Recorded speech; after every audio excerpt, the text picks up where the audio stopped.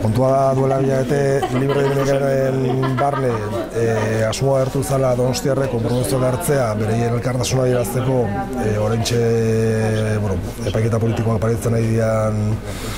pertsonei elkartasuna adierazteko eta horren inguruan martxoak 15ean Donostian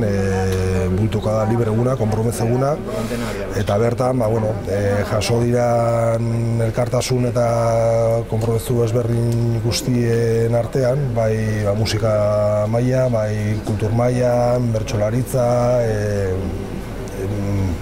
margolariak eta bar, antolatu da egun guztiko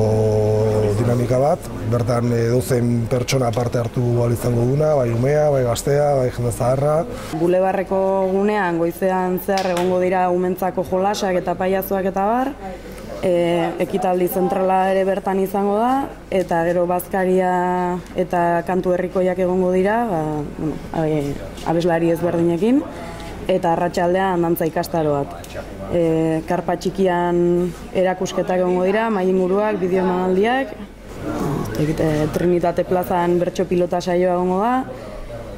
Alde Zaharreko tabernetan zehar talde ezberdinen kontzertuak egongo dira, eta Artes Kafean bertso musikatu emanaldi bat egongo da, eta egunean zehar kale animazioak, kantu jira, dultzaineroak, Alde Zaharreko joaldunak eta barrekin erromeriekin dut. Eta guzti hori borobiltzeko eta epaiketa politikoen kontra agertzeko eta ekitaldi nagusia eguerdian burutuko da, eta horren bitartez nahi zaie